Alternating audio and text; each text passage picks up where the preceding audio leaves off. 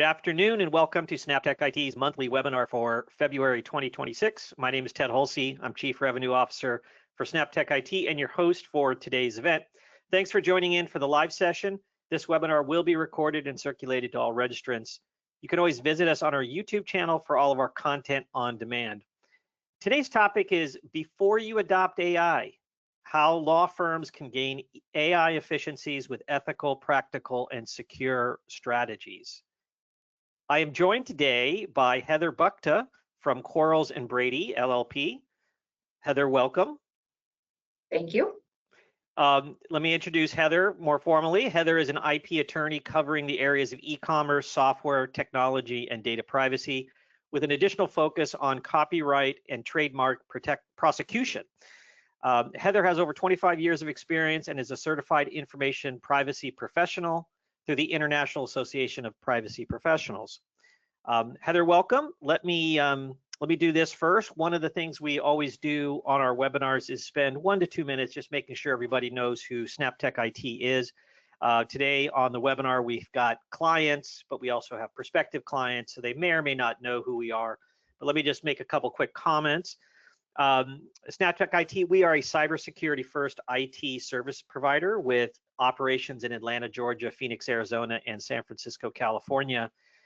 When our clients come to us, they are either struggling with technology in their business, they might have a service provider they're currently working with who's letting them down, or they might be losing sleep over cybersecurity issues or struggling with how to move the ball ahead with AI. And what we try to do is solve all those problems, help them on their journey. Our philosophy is technology should help solve problems, not create them. And when we bring on a new client, we implement our proven process. And what the client gets is a technology plan, an IT roadmap, a predictable IT budget. When we implement our best practices and put in place the proper cybersecurity defenses, our clients can work anywhere securely, no matter how distributed they are as an organization. And when things break, things always break in technology.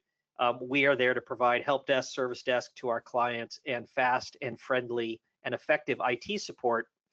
And ultimately, we want the organizations we work with to have peace of mind that they have a partner who's working with them, especially on their cyber defenses.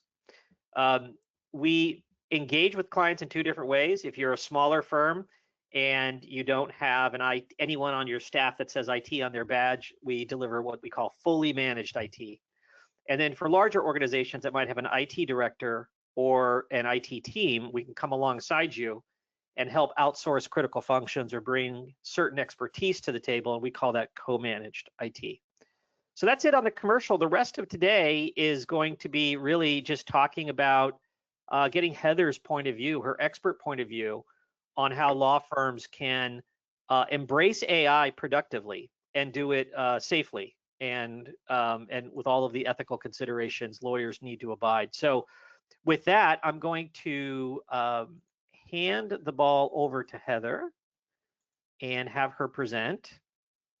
Okay, so Heather, I'm going to switch over to your computer and then just go ahead and confirm. Yeah, so I think we're good. And then there we go. And then I think we wanted to kind of start out the conversation with a poll.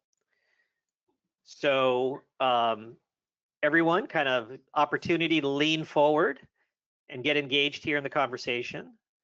So how much, so we just, especially for Heather, as she's presenting to our audience today, which is all legal professionals, lean forward and give us a little bit of feedback. How much experience do you and your firm have with AI? Are you already using AI and you're experts? Are you using AI but you feel like beginners? Do you have AI licenses or having trouble getting started? Do you have a lot of shelfware, as they call it? Or do you know you need to get started, but you need to develop a plan? And or lastly, can you not spell AI? Is that a toughie for you? Let us know. It's okay to. We're going to meet you where you are. So please respond to the poll, and then we will share the results, and then Heather will take us from here. Great, Ted. So yeah, while folks are looking at that and getting that completed, and Ted, let me know. For some reason I lost my view of you. Oh, there you are. You're back. Okay, yeah. So it's yeah. Sometimes sometimes the little GoToWebinar thing slips behind your PowerPoint presentation mode. So just click on it, and the camera screen will hover over the slides. But here are our results. Let's look at this first, Heather. So we've got some beginners, but folks who've gotten started, and then we've got some other folks that are maybe earlier in the journey. And great. Okay, hopefully that's great context for you. Yeah, it is. And, okay, super. So we can see your slides just fine. So perfect. So let's get started here and have a little bit of a conversation. I would encourage folks to drop comments in the chat. We're going to be keeping an eye on that.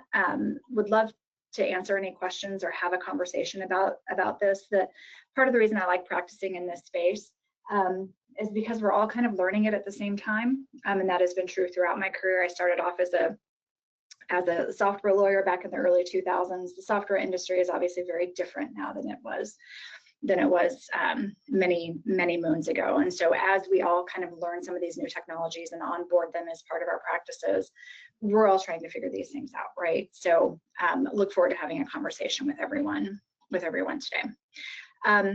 So as brief agenda, right? We're going to talk a little bit about some of these developments. Given some of the poll responses, we'll touch on a little bit of the basics, and then we'll look at the compliance and cybersecurity issues. I want to spend most of the time talking about some appropriate use cases and some examples of how we as a firm are using this. Although I should comment any of the views and conversations we have today are those of me and not my law firm. But it can give you some examples of what we're doing, what particularly my team is doing with respect to our practice.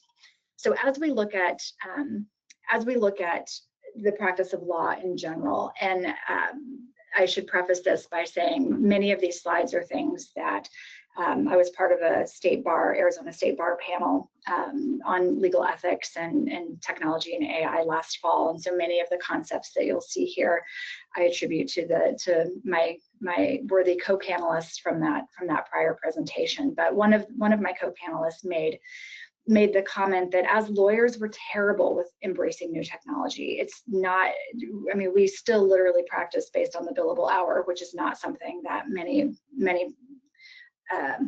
businesses do anymore, right? So it is often difficult for us as lawyers to embrace some of these new technologies, and particularly when you weigh in some of the additional ethical obligations we have, it just makes it a little more complicated.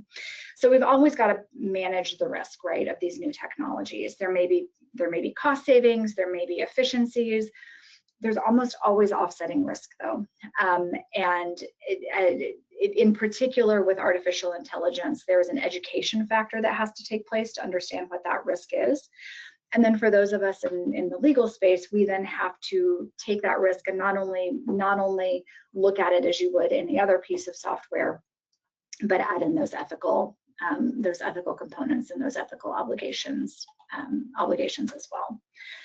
You will not find a consistent definition of what artificial intelligence is. There are as many as you would like to find, and interesting for that alone, right? And so one of the definitions we've got popped up here. But really, when I think of artificial intelligence, I'm thinking of a software program that is doing something.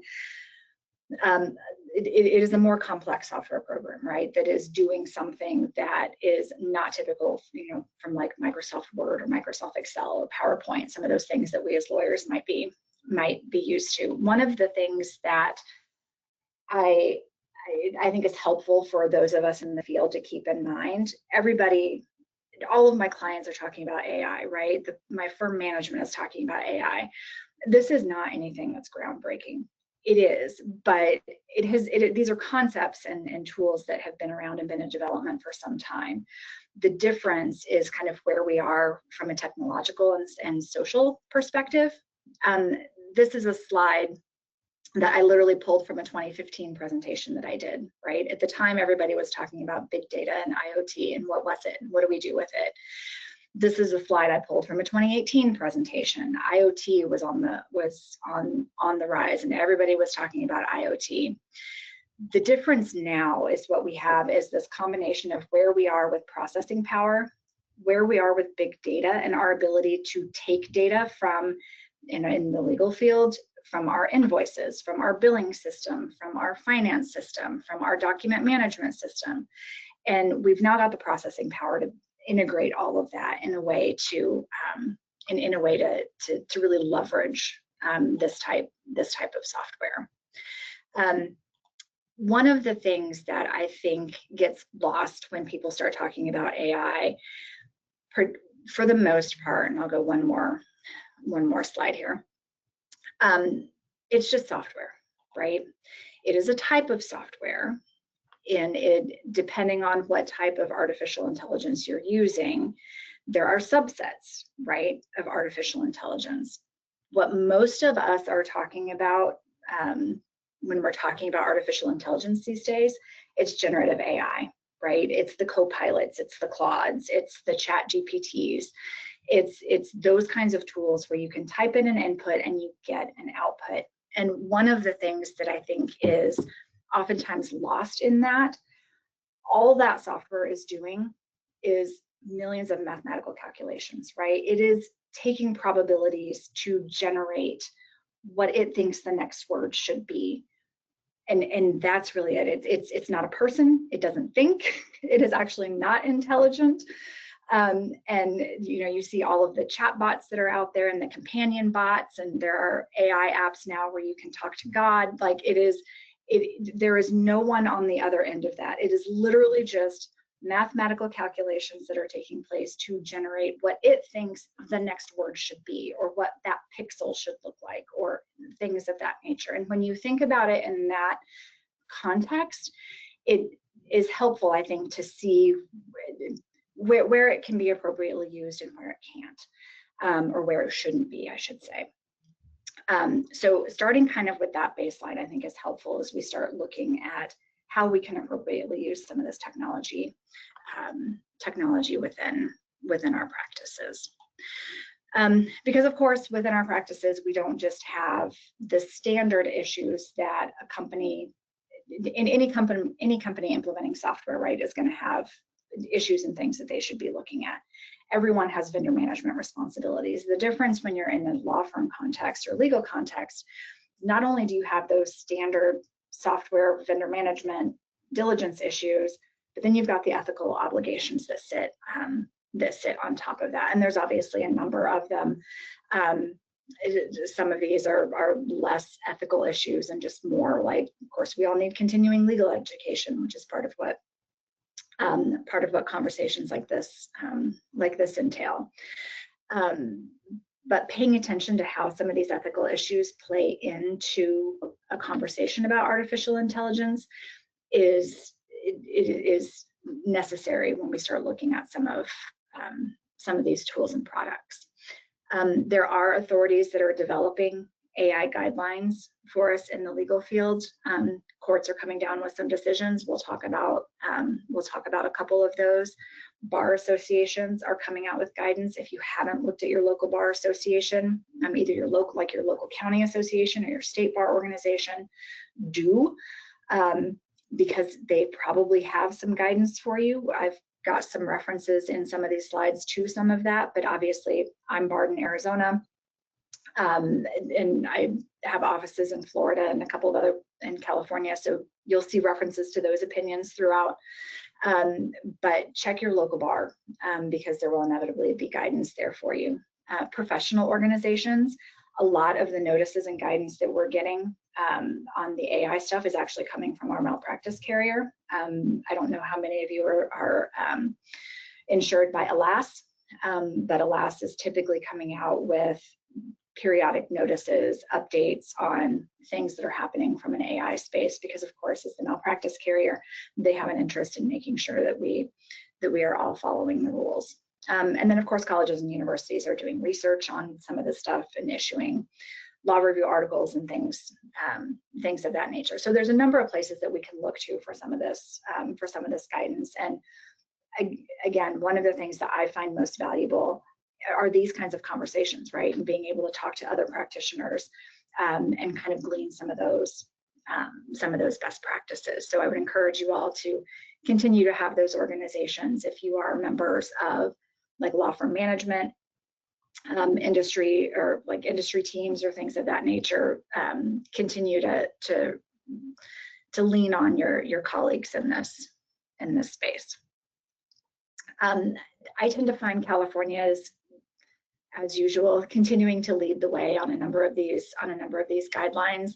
There's a link down here to the California Bar website that has a PDF on some of these things, and again, touching on some of the ethical obligations that we have as lawyers: duties of confidentiality, competency, candor, all of that kind of stuff, and making sure that they tend to have some well thought out materials on some of the stuff. So even if you're not a California lawyer, it might be helpful to take a look at that. Most states, I think, are still their local ethical rules are still sort of built off the ABA rules, and therefore there's some flow through on some of this stuff. A couple things to think about: duty of communication. You probably should be considering whether or not you need your clients to consent to your use of AI. In my practice, I have found that some clients are frankly demanding it, and we'll talk about why. I have other clients that absolutely forbid it, and then there are clients in between, right? And the trick is always clients oftentimes want some of the efficiency, but we need to make sure that they're aware of the risks in using AI as well, and that we're doing what we can to mitigate the risks. So duty of communication, there's a couple of state bar opinions on here, one from Florida, one from California, and then we had found one in New Jersey to get to some of this stuff, right? What I'm considering is, if I have an opportunity to leverage AI for a client significantly, right? And what I mean by significantly is we want to use an AI due diligence tool for diligence for a deal, or we want to use an AI discovery tool, those kinds of things. Having conversations with your client up front is going to be advisable. Duty of technical competence. You'll see some highlighted language up here. If we are going to use new technology for our clients, we've got to understand what it is, and we've got to be competent in it. That's what the ethical rules tell us. So we can't just go off and implement AI without really understanding what it is that we're doing, because that is potentially going to run afoul of some of these competency obligations. I believe just about every state has adopted that duty of technical competence. So again, check your local state bar, check your local rules to stay abreast of those obligations. I think there is a valid question to be asked: if indeed new technology is out there that can help us represent our clients more fully, are we potentially obligated as acting in the best interest of our client to use it? And I think there's an argument to be made for that. But again, without the technical competence that needs to come with it, then you're going to run afoul of some ethical rules. I pulled the Arizona Supreme Court AI technical competence rule. Actually, I think one of my colleagues did when we did this presentation the first time. Just as an example, again, this is going to vary depending on what state you're in. So pay attention to what your local rules say. Duty of confidentiality and safeguarding. This starts to get to one as we talk about, the expertise that SnapTech has, and looking at software generally, the security of it, and the IT components that come into it. Those can implicate your duty of confidentiality and safeguarding. We as lawyers have obligations to make sure that there is no inadvertent or unauthorized access to client information. That means if we are going to be using some of these technologies, we have to understand what data we're putting into the tools, how that data is going to be used, and whether or not we are inadvertently causing some confidentiality and safeguarding concerns. There's an Arizona ethics opinion that is some years old now, a more recent one from Florida, where lawyers providing an online file storage and retrieval system have to take reasonable precautions to protect the security and confidentiality of client documents and information. Same concept here, right? When we're talking about AI, if we're going to be using client documents, client materials in the context of any software, whether it's an online file storage and retrieval system, whether it's an AI tool, whether it's a document management tool, whatever it is, we've got to be sure that that we have reasonable cybersecurity in place to protect that information. An ABA formal ethics opinion from 2017 stated that each device and each storage location where you have client information offers yet another opportunity for the inadvertent or unauthorized disclosure of information. The point there being, if you have client information, let me say it differently, the more places that you have client information, the more you are increasing an opportunity for an inadvertent or unauthorized disclosure of that information. So again, as we start to consider to use some of these additional AI tools, what does that mean for the proliferation of our client information? And what additional safeguards do we need to take into account in that context? I believe that is the same one. Another interesting one with respect to AI is obligations with respect to non-lawyers and responsibilities for non-lawyers. As I said kind of at the top, Gen AI tools are not real people, right? They're certainly not real lawyers. And as we use these tools, it is incumbent on us as the licensed attorneys to be supervising and take responsibility for the conduct of that non-lawyer. We've all seen, and if you haven't seen, there are a number of examples out there with lawyers generating briefs filed with the court that are citing case law that did not exist because they didn't supervise what was actually in that brief to confirm that it was in fact accurate and able to be submitted to the court. We have obligations to take responsibility for the things that are happening under our control. To that end, cybersecurity can't be an afterthought. An attorney-client privilege is not the end-all be-all. You are going to have attorney-client privilege issues if you don't have sufficient cybersecurity. That means training your lawyers and your staff in everyday cybersecurity procedures, phishing tests. I'm sure Ted could probably come up with some other examples of things that are common in that training capacity, but it's creating that sensitivity amongst your colleagues, amongst your staff, to pay attention to those cybersecurity issues. A main piece of that is vetting vendors and cloud services for all types of software, products and services, AI among them. Right? We'll talk a little bit more about that. And then making sure your contracts with those vendors have sufficient rights and remedies. Signing the piece of paper that your software vendor puts in front of you without reading it, or with just assuming that it's not negotiable and therefore having a limitation of liability of X is going to meet your needs.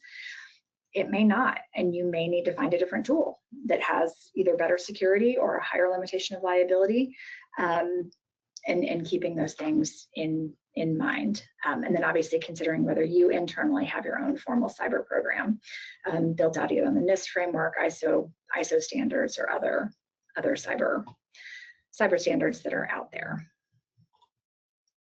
I just liked this because it was a fun, and again, I attribute this to one of my colleagues from that prior presentation, but paying attention to, on the cybersecurity front, it's a culture, right? It's not just a checklist. You can't just go through and say, okay, I've met XYZ, therefore I am cyber secure. It's creating that culture within your organization to make sure that that really resonates with your colleagues, and then building out the competence, right, of how understanding the benefits and the risks of any particular tool and its impact on your cybersecurity component. So as we talk about vendor management, and we're not going to go through all of these slides in detail, I think they'll be available to folks that register. But the chief component is when we start engaging third-party software vendors, those vendors can cause you compliance issues. For most of the clients that we handle breach work for, it is very often for the security incident to be the result of a third-party vendor. And so contemplating that on the front end and looking at what protections your contract has as part of that diligence, as part of that vendor management process, as part of that contract negotiation, can help you head off some of that risk and mitigate some of that in the long run. And don't be afraid to ask the questions. Like most software vendors that you are talking to, particularly the salespeople, will inevitably assume that we as lawyers have no idea what we're talking about when it comes to IT. That can be right, but you've got to ask the questions, right? You can't just take the vendor's word for it that, oh yes, we've got security. And in fact, a lot of times what I'll see happen is even if a client vets the security and their IT team comes back and says, yes, this vendor has great security, I'll look at the contract and there's nothing in the contract that even mentions security. So until you actually factually understand what is there from a vendor perspective, and then get it into your contract, it's not going to be terribly helpful for you. So you have to have those difficult conversations to say, yes, I would like to do an initial risk assessment of your product. How does it work? Is there artificial intelligence in it? What kind of security controls are you doing? Do you have assessments done? Are they assessments that you do, or are they assessments that a third party has done? And I will say just on this, watch the marketing jargon. I see a lot of people say, you know, oh, we've got HIPAA compliant software, or we're GDPR compliant, or take it with a grain of salt. There is no such thing as a truly compliant piece of software. So just pay attention to some of that marketing jargon. And then understand your ethical rules. And again, I've dropped in the OCG reference down here, right? If your clients have outside counsel guidelines that they need you to comply with, then you need to be paying attention to those, because oftentimes what we're seeing is that our outside counsel guidelines, again, they're either expressly prohibiting AI or they're encouraging it. Like you've got to know what it is you're signing up to with respect to your client obligations. So again, the next few slides that are in here are all just things to bear in mind and keep an eye on as you're going through your contracts, and making sure you have sufficient coverage and access to remedies if something goes wrong. I will say I have this conversation with a lot of clients, a lot of businesses, and they're like, oh my gosh, we have to go back and we have to think. I guess let me take a step back. Most software now will have some sort of AI component to it. It is not unusual.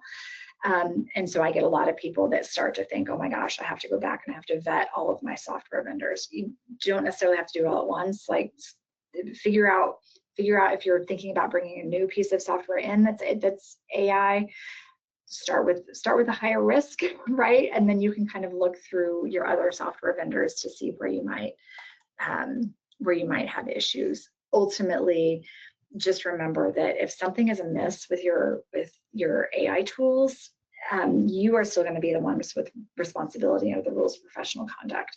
And so it's important to have those vetting conversations early. I would be remiss if I didn't mention that there are a number of states that actually have AI laws on the books, and they apply whether you are a developer of AI or a deployer of AI. Obviously, the obligations are different if you're a developer versus a deployer, and several of these actually classify, I think it's Colorado's that uses the high risk standard. If you qualify as a high risk AI tool, then you have additional obligations. And there are references within some of those high risk definitions of software that impacts legal obligations or legal rights. So anytime we're working in a legal context, we need to be paying attention. Is this just sort of standard AI, or am I using it in a way that is high risk, or is it a high risk software? Because your statutory obligations are going to be higher in that instance.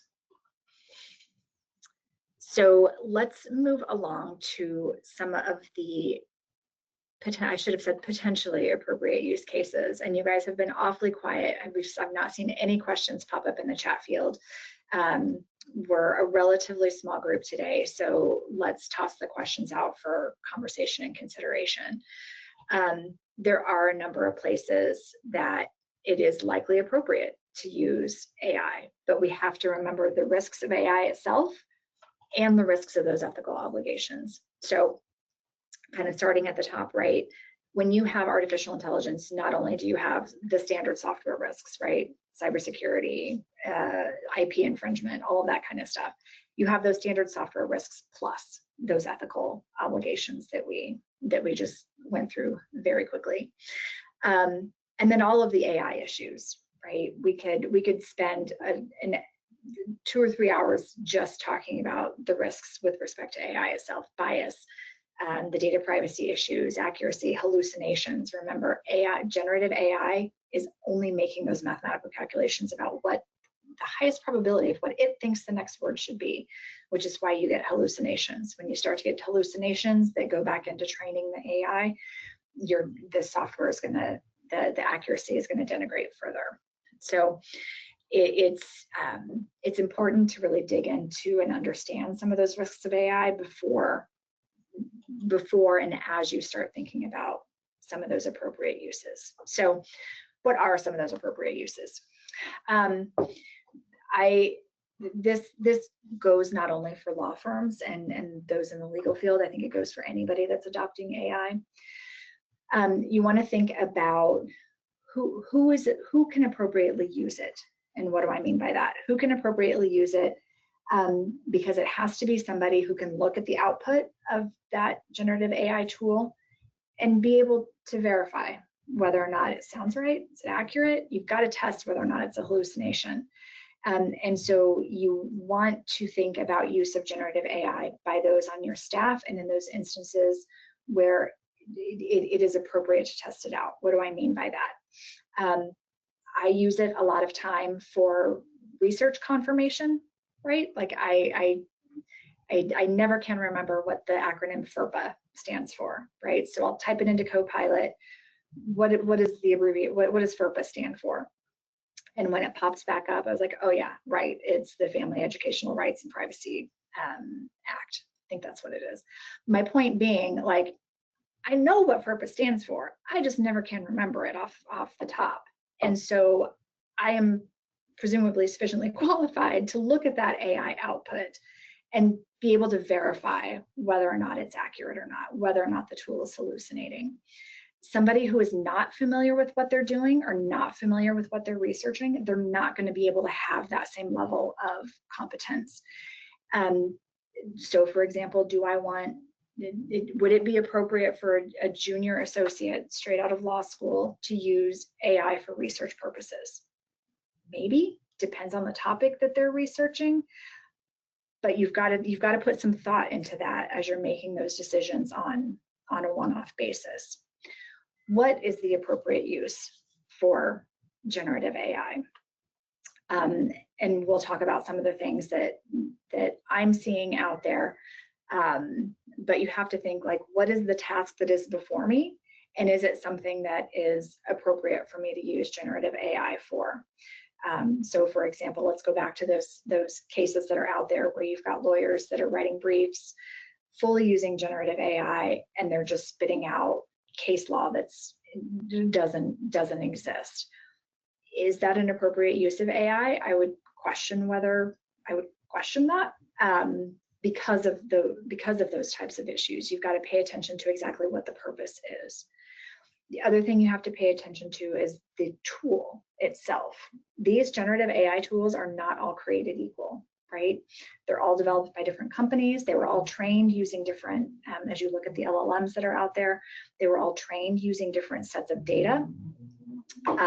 And so not all tools are created equally. So you have to pay attention to what tool you're using, and is it the right tool for the job?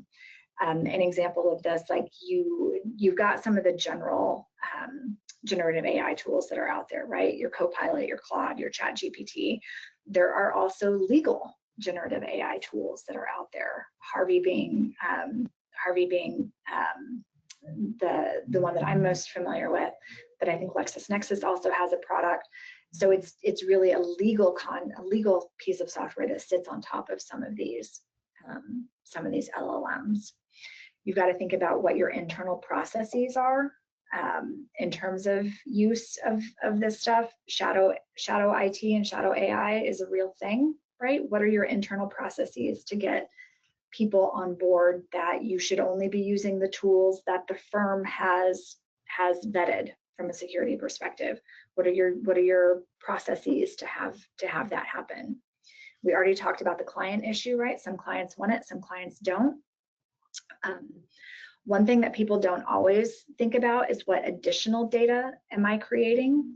Any of those inputs that you're putting into an AI tool, you're creating data, right? You're creating a log file of this user on this date typed this query. And so you're essentially creating some additional data that could potentially be discoverable. And so you've got to think about that as well. And then of course the attorney-client privilege issues you could be causing, depending on what tool you're using and how it's architected. You could be disclosing attorney-client privilege information, going back to that duty of confidentiality we just discussed. Putting client data into a public piece of software is more likely than not going to cause you attorney-client privilege and confidentiality issues. For anybody that's an ALAS member, they just published a blurb last week on the Hepner decision out of the Southern District of New York. Client was using a public Gen AI tool, which resulted in content. If I recall correctly, whoever the client was had some sort of legal issue, and he or she described the legal issue in detail to, I think it was Claude, typed in like what had happened and hit the button to see what their potential legal exposure was. And the court there determined that none of that was protected by privilege and was discoverable because it was just a public AI tool and not a lawyer. So it happens in that context. It happens in the context of lawyers inputting information into those tools as well. Hey Heather, I a couple questions have come in. It might be an opportunity to jump in. Sorum asked just kind of a very practical question. It's like, great to hear your thoughts about which generative AI tools and LLM-based tools are being used, and have you seen or observed firms using agentic AI tools and products? Yeah, and thanks. For some reason, I'm not seeing the chat questions come up. Yeah, I mean, but that's fine. Yeah, you can manage it for me. Yeah, I mean, I'll just drop this question here. But this was the question that was just asked. Right. So yeah, I'm hearing and seeing a number of different things. The Harvey tool, the LexisNexis tool are the two that I am most consistently hearing about. With respect to agentic AI, I'm not hearing as much yet. I know a couple of questions have come my way about discrete tools, but I haven't seen that as widespread yet. So Okay. terribly helpful on that point, but yeah, I get the sense that agentic AI is still, people are just, my perception is that most people are still trying to get comfortable with generative AI in general, and I think agentic AI is kind of a step up from that. Okay, and then there was another question from Mindy, which is just, I'll just read it here, but I also dropped in the chat. Do programs like Copilot affiliated with your firm's Outlook software system, do they bring a risk of a cyber attack if you're including client details?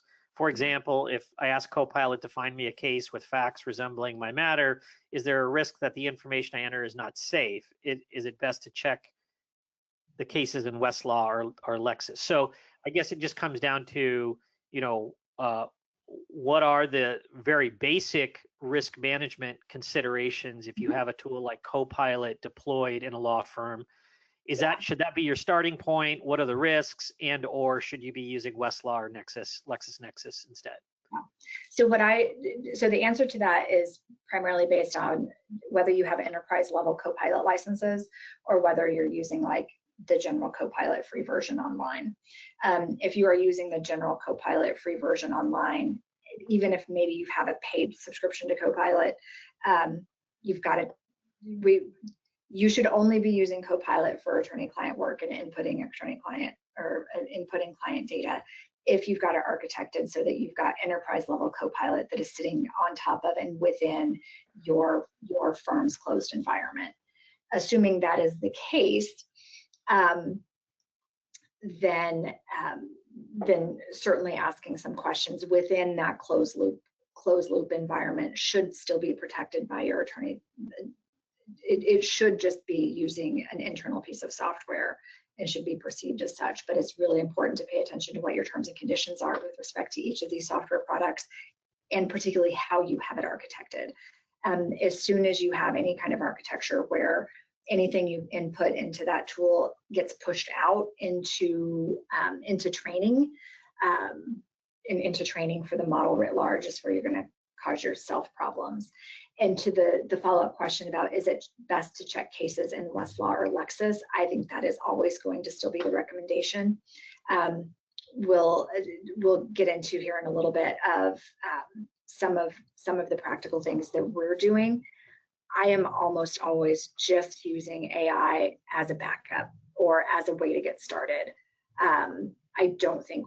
I personally don't think we're at the point where we can just sort of do away with Westlaw or Nexus in its entirety and rely on the AI stuff. Now, Westlaw and Lexis have their own AI products, right, that can sit on top of and work within their environment. So maybe pay attention on that, on that piece.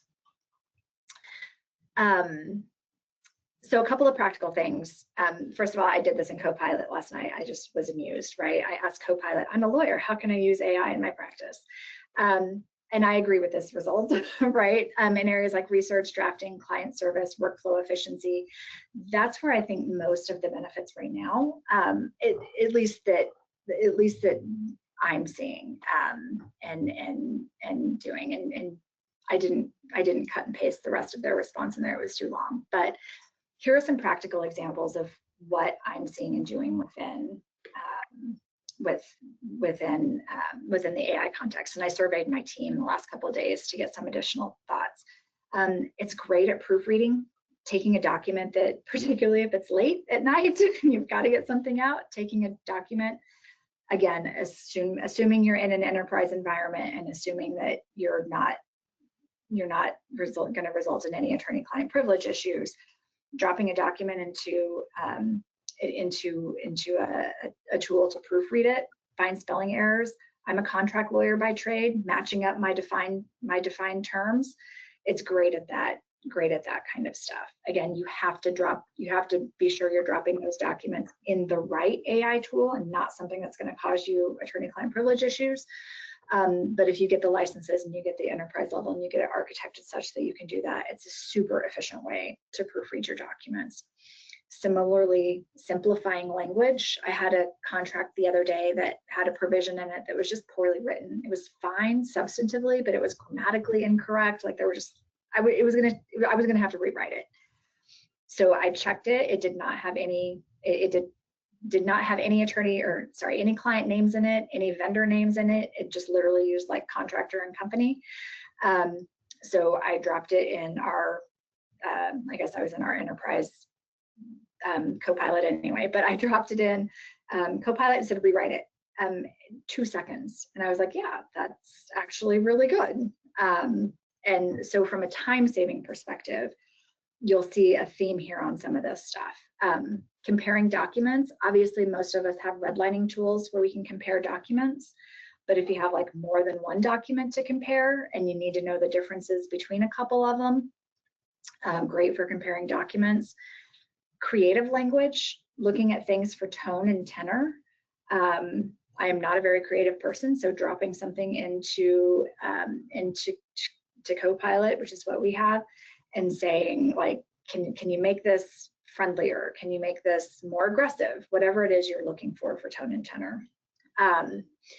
Sample arguments. I've heard some of our litigators will drop an argument in, like here's opposing counsel's argument, like give me some ideas, right, to counter this. Regulatory applications for legal practices where you're doing lots of repetitive filling out of applications, looking at maybe whether there's some AI that you could leverage to do some of that. Diligence e-discovery, we mentioned a lot of the e-discovery platforms that are out there now have AI components. So you can query and say, give me all the data, give me all the documents that do blah, blah, blah, or that mention so on and so forth. A lot of the diligence and e-discovery platforms have already had some of that capability, but now it's multiplied, right, from an AI perspective. Quite frankly, marketing efforts is the main place that I find helpful for AI, right? For those of us that are running our own businesses and owning our own law firms, things like drafting presentations, client marketing communications, blurbs for whatever event is coming up. Using AI to leverage some of those practice management things where you're not even getting into some of the ethical obligations can be time saving, freeing your time up to look at some of these other things. Meeting prep, give me a few talking points on this issue. Research light, I say research light, right? Going back to the comment we had earlier, I will use AI to double check myself on something. I had a colleague that was telling me the other day that she got in an argument with AI because she was reading the statute one way and it was reading the statute another way. And that is something that you have to watch here. I noted on the document summaries in particular. Some of the regulations that are out there, at least in my practice space, are not worded very well. And so I don't think that AI is very good at picking up on the nuances of some of these regulations. Evaluations, doing employee evaluations, obviously you have to be careful about that in HR context, and there are laws out there right now about using AI in the HR context. And then I mentioned office management, practice management. So those are some of the key ways that I have been thinking about and using AI in my practice. There are a number of other slides here to give you guys some thoughts, right? On different contexts, whether it's negotiation, mediation, multilingual support is referenced here. One of my other colleagues mentioned that AI is pretty good for translations. If you need it, if you have something that you need a quick translation on, things that you can do in arbitration and litigation. Legal brief writing, again, is in here. That makes me nervous. I'm also very conservative, so think about it before you do some of that. It's got possibilities if you're a patent lawyer, in some of the things that you can do from a patent perspective and from a contracts perspective. Looking at, again, I mentioned customizing language or coming up with language that is clearer editing, proofreading, template creation, things of that nature. So there's a number of different ways that you can use and see AI within your practice. Going back to some of these, right, that I think are most where I have gotten the most bang, the most bang for the buck is up here on that top 13 list. That is not to say these are the only appropriate places to use AI. These are the ones I think with relatively low risk if you do it properly and in the proper environment, where the time savings in a field where our time is our only commodity allows us to increase throughput, allows us to get to our clients faster and help them faster. I think that to me is where the short-term value add is in the AI context. So, Ted, do we have any other questions that have popped up? Let me unmute and invite our audience for more questions. We've got a couple more minutes for questions. I'll throw out one that is not from the audience, but I have, is you talked kind of in the first third of the presentation about client concerns. Mm-hmm. Could you give a little more color on that? Is it clients being concerned that their lawyers are going to make mistakes in briefs and filings, overuse the technology and then inappropriately use it and then step in something, so to speak? Or is it about kind of the economics? There's a lot of stuff being written about how so many industries are going to be transformed by AI and everything should get cheaper. Is it clients like asking about kind of like the economics of like, are you charging me by the hour, but this only took you 5 minutes to get done? I mean, what's the nature of some of the questions, burning questions you're getting from clients? Yeah. First of all, that last instance, spending 5 minutes and billing an hour is an unethical practice. I would not advise it. All right, so that's an easy one. Okay. The questions primarily on the concerns about use of AI are primarily coming from companies who are sophisticated enough to understand how AI works. And from that perspective, well, I'm not going to try to go back to it. When you think about fundamentally how generative AI works, it's been trained on data. As people input new data and new queries, most of the AI models will take those inputs, implement it as part of its own training, right? So it takes the inputs and uses it to train and build new products, right? 10 years ago, all of our software licenses said, we will use your data to build and improve our products. What that means now is AI. And so it's the biggest concern that I see from clients is that AI is going to inappropriately be used being built out with their information and with their documents and that kind of thing. And whether you're in the legal perspective or not, I mean, I've been doing software contracts for 25 years. That has always been an issue that some clients have had. I do not want you, software vendor, to build a product and make money off of me as a customer and then still charge me for the product in particular, right? So I see it kind of coming from from that perspective, is the primary concern. We have had some questions. I have had some questions on pricing and that kind of thing. Fundamentally, most of my practice is by the hour. So if it takes me 5 minutes, it takes me 5 minutes. Okay, so that's an easy resolution to that topic. Let me just drop another. I guess tell us a little bit about your decision to select Copilot as one of the main tools you use inside your firm, and then related to that, I think Mindy has a question about. Can you just maybe touch on again that, why is Copilot a secure alternative when you're licensing it on an enterprise basis? So kind of a two-part question around Copilot. Yeah, so let me be clear on that. I am not saying that Copilot is secure or that it is the way to go. What I am saying is that just about all of the generative AI tools out there offer enterprise level licenses that you can implement in a way such that you retain that closed loop system. We frankly went with Copilot. We're a Microsoft shop, right? Like it was an easy decision for us because we have Microsoft everything. And because we have Microsoft everything, Copilot will integrate into Word, Copilot integrates into Outlook. And so being able to leverage those integrations is an easy decision. There are the other legal tools that are out there, Harvey, LexisNexis, Legora. The way we chose those, we did pilots of several of them and then solicited feedback from our partners. Which ones did you like? Which ones did you not like? So. And did you make a decision on some of the newer generation tools? Have you guys made a bet there? I don't know that I would say we have made a bet. I do know that we do have licenses to Harvey.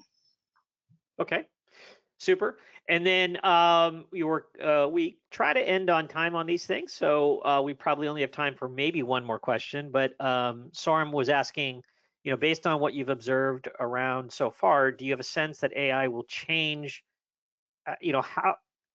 Change fundamentally, maybe is the gist of the question, how you practice law or how others practice law. And thanks again for your thoughts on the topic. Yeah, appreciate the question. I think AI is going to change a lot. I think AI is going to change society.